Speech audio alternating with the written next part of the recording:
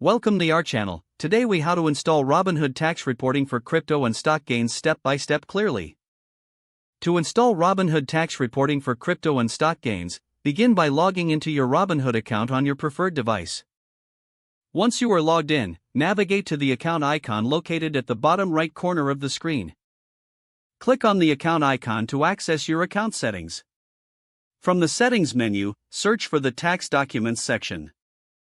Once you find the tax documents section, click on it to open the tax reporting options. You will see a variety of tax documents available for your account. Select the relevant tax year for which you need the reporting information. Look for the options related to crypto and stock gains within that year.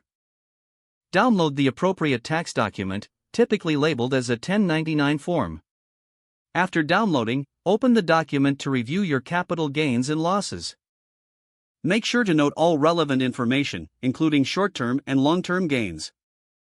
Next, head to the tax software you plan to use for filing your taxes. In the tax software, locate the section for reporting capital gains. Follow the prompts to enter the information from your Robinhood tax document. For cryptocurrency gains, ensure you properly categorize each transaction as per IRS guidelines.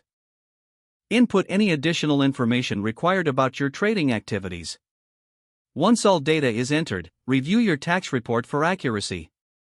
Ensure that the totals match the figures provided in your Robinhood tax document. After verification, proceed with the filing process in your tax software. Once filed, securely save a copy of your tax report in Robinhood documents for future reference.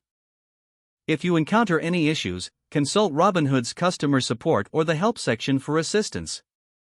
If the page does not load, refresh the browser or try again in a private or incognito window. Make sure you are using the correct email address, then retype it carefully to avoid small typos. If your password is not accepted, use the reset option and create a new strong password you can remember. Check your spam folder for verification or security emails, then complete any requested confirmation steps. Enable two-factor authentication if available to improve account security and reduce unauthorized access risk. After signing in, review your profile details so your contact information and settings are accurate and current. If you see an error message, note it down and try again after restarting your device and internet connection. Don't forget to like this video and subscribe to our channel for more step-by-step tech guides.